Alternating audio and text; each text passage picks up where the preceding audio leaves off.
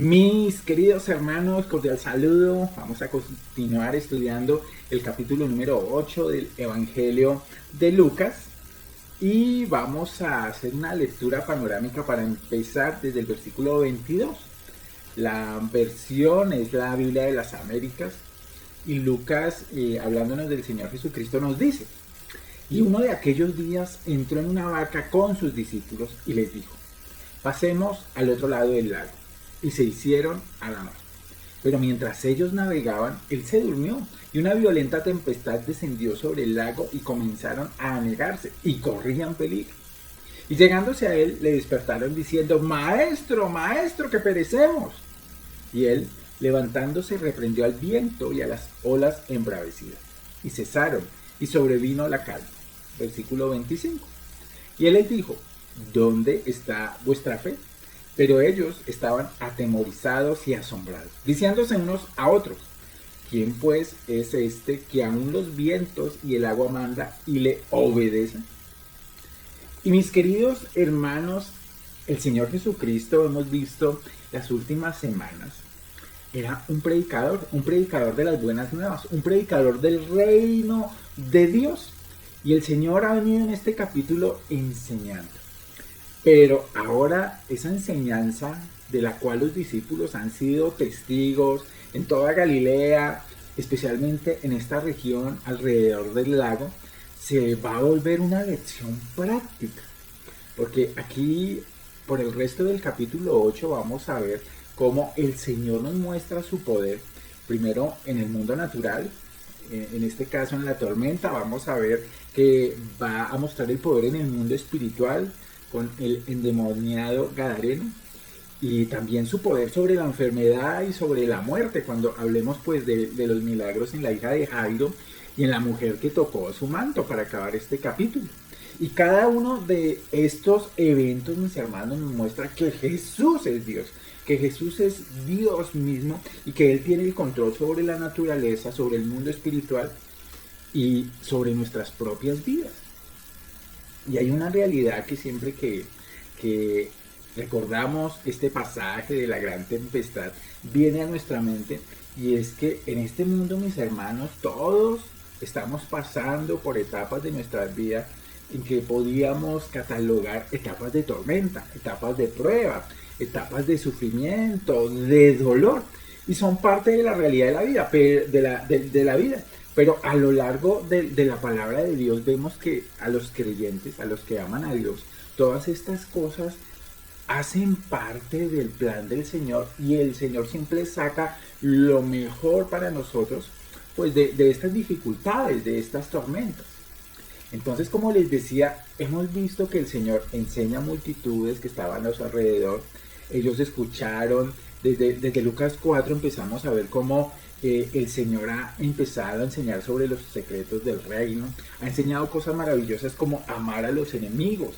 Ha enseñado, y lo estuvimos estudiando, cómo tener una vida fundada en la roca que es Cristo. Hemos venido meditando también acerca, en las últimas semanas, acerca de la palabra de Dios, de la semilla que es plantada en los corazones de los hombres, y que el Señor en su potestad produce fruto en esa semilla, en una buena tierra, en un corazón bueno. Y hace 8 días, mis hermanos, había un gran reto para nosotros, porque de alguna manera los discípulos habían preguntado acerca de la enseñanza de la parábola del sembrador: Señor, ¿qué significa esta parábola? Y el Señor nos confirmaba hace 8 días en el pasaje, con ese llamado a que tengamos mucho cuidado en qué manera oímos. Dice: porque a todo el que tiene se le dará, y a todo el que no tiene, aún lo que piensa tener, se le quitará. Y ahora Jesús, ¿qué hace? Fíjate el versículo 22. En aquellos días, un día cotidiano, entró en una barca con sus discípulos y les dijo: pasemos al otro lado del lago. La palabra del Señor sigue dando instrucción a los discípulos. Los discípulos hacen caso, obedecen, y se hicieron a la mar. Y mis hermanos, lo que concluíamos la semana anterior es que la enseñanza de la palabra no solamente debe ser escuchada, debe ser comprendida, debe ser meditada, sino todo ese camino nos lleva a que esa palabra sea obedecida. Y muchas veces, como creo que todos lo hemos experimentado, no es fácil obedecer.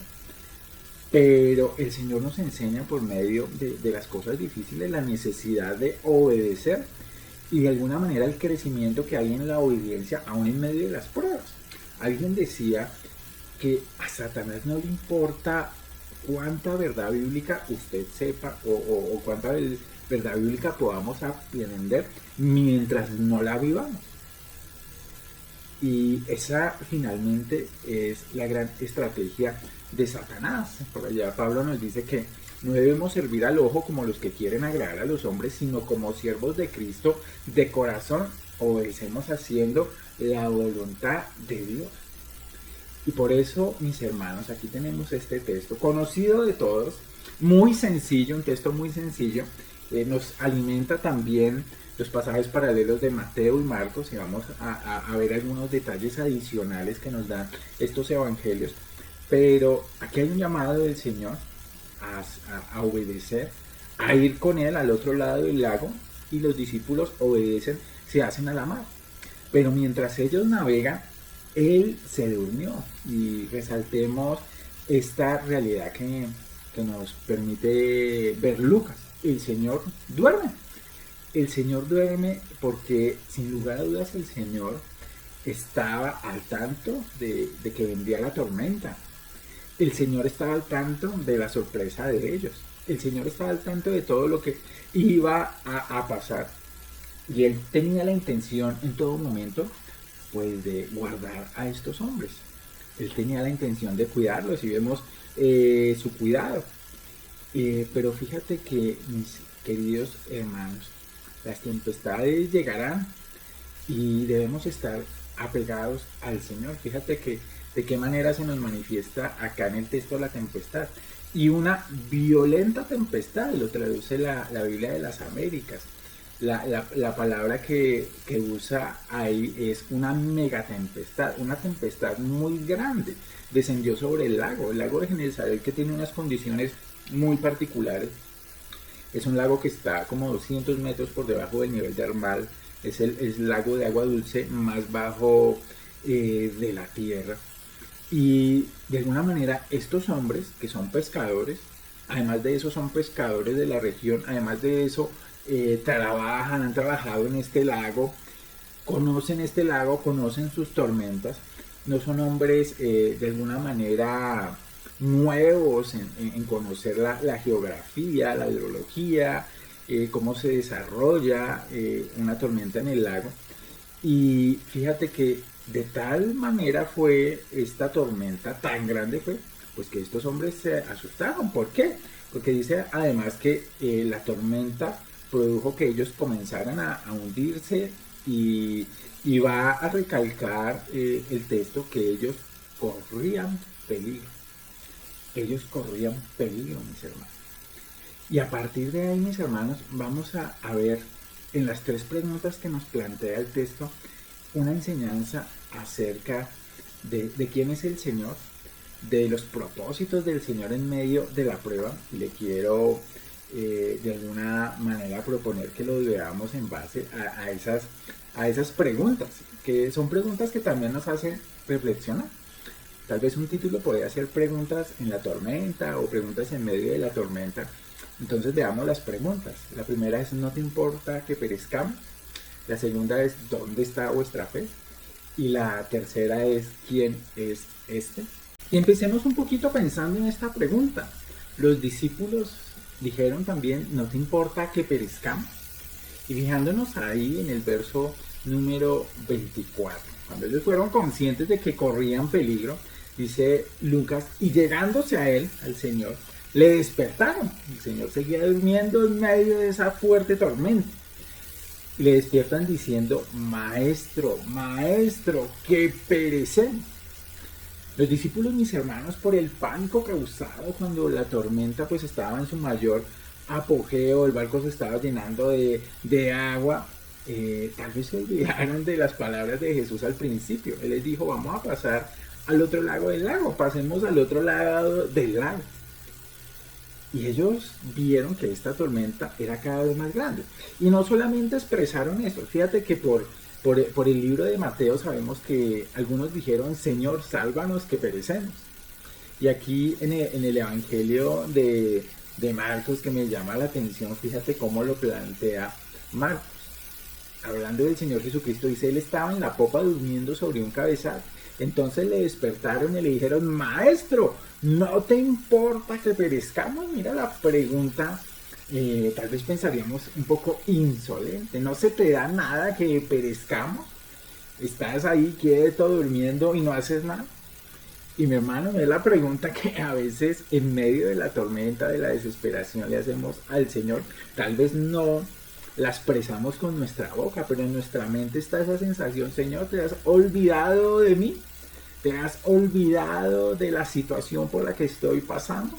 ¿Te has olvidado del dolor que tal vez tengo, de la prueba por la que en este momento estoy padeciendo, estoy sufriendo?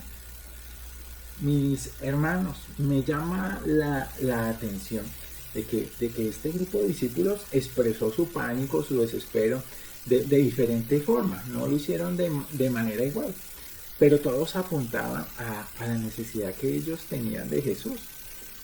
Fíjate que el Señor que es bueno, el Señor que es santo, el Señor que es todopoderoso, en ese momento estaba durmiendo. Y estos hombres no tuvieron problema en comprender y reconocer su necesidad. Porque tal vez al principio, y eso me lo supongo yo, tal vez ellos dijeron, bueno, va a venir una tormenta, pero nosotros somos pescadores experimentados, hemos pasado por muchas tormentas en este mismo lago, pero cuando se dieron cuenta de qué tamaño era esta tormenta, se atemorizaron, se llenaron de miedo.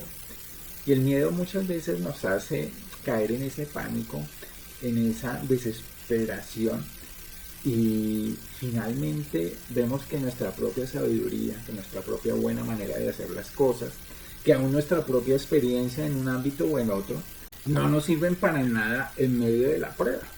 Y el Señor quiere enseñarnos eso, mis hermanos, que tenemos que darnos cuenta, comprender y reconocer nuestra necesidad.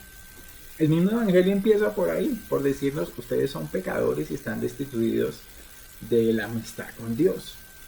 El pecado ha hecho un abismo entre Dios y ustedes.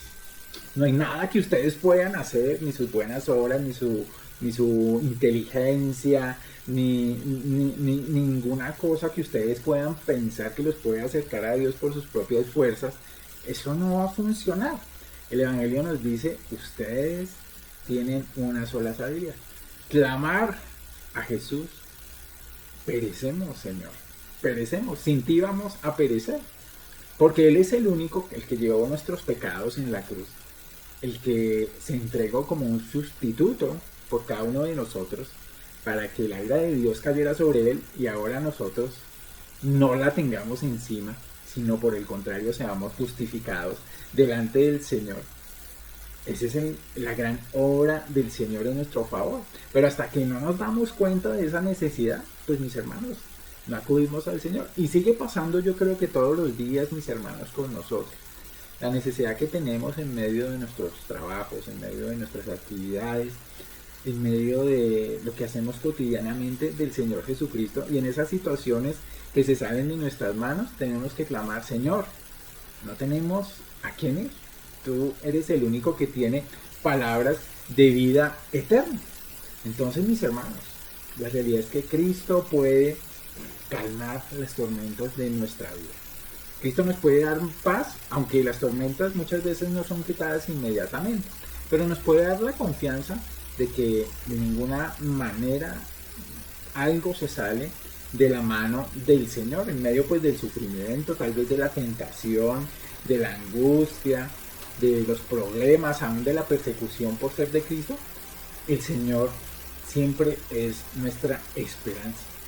¿Qué vemos aquí, mis hermanos? La realidad que el Señor quiere que nosotros reconozcamos que muchas cosas no las podemos solucionar por nosotros mismos. Tenemos que descansarnos en Él. Solo creyendo que Jesús está al control de todas las cosas, pues mis hermanos, vamos a tener paz en medio de la tormenta. y clamar en oración al Señor siempre va a ser para cada corazón un soporte para llevar con gozo, con paz, con paciencia cada una de las pruebas. Santiago lo hemos estudiado, que en medio de las pruebas el Señor produce paciencia. Así que no descansemos de clamar, mis hermanos, y de mirar al único en el que podemos descansar, y es al Señor Jesucristo.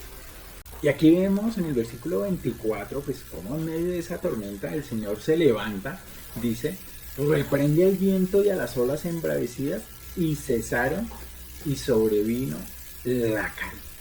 El Señor Jesús responde con un milagro que ante todo autenticaba quién era Él, su control sobre la naturaleza, su control en este caso sobre el viento y sobre todo lo que el viento producía en medio del mar.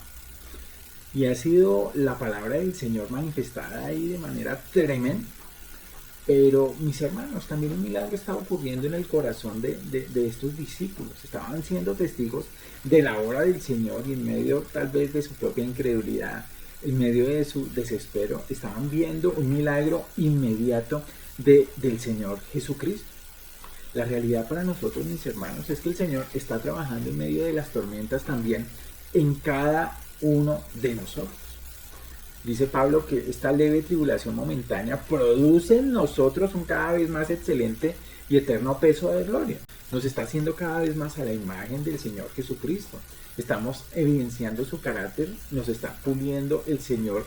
Y aunque tal vez muchas veces veamos milagros en el actuar del Señor sobre nuestras tormentas, quitándolas, sanándolas, haciendo cosas extraordinarias, estemos seguros, mis hermanos, que la buena obra que el Señor empezó, Él la está continuando aún en medio de nuestras tormentas.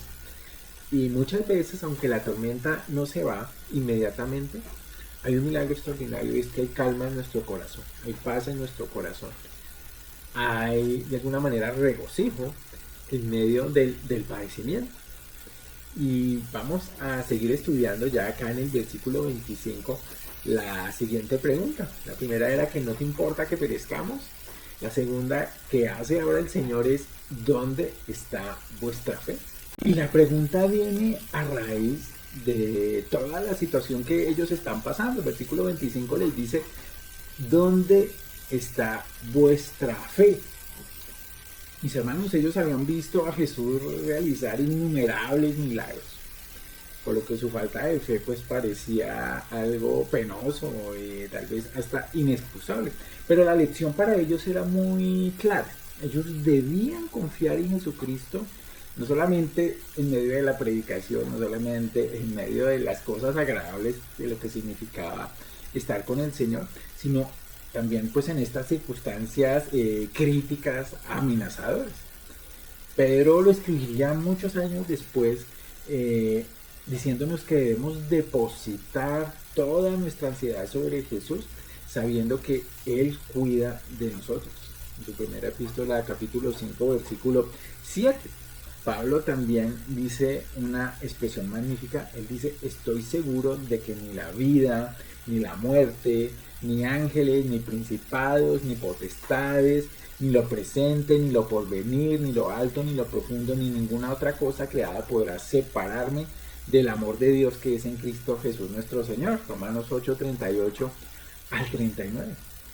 Entonces, mis hermanos, el Señor en medio de esas circunstancias difíciles donde pataleamos, donde tratamos de actuar solo en nuestra sabiduría, en nuestra experiencia, en nuestros contactos, en nuestro poder, pero al final como estos discípulos nos damos cuenta, ¿no?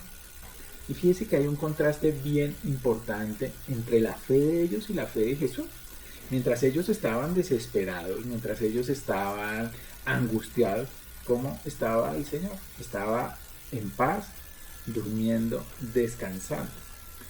Alguien podría decir, bueno, es que él mismo sabía todas las cosas, es que él era Dios.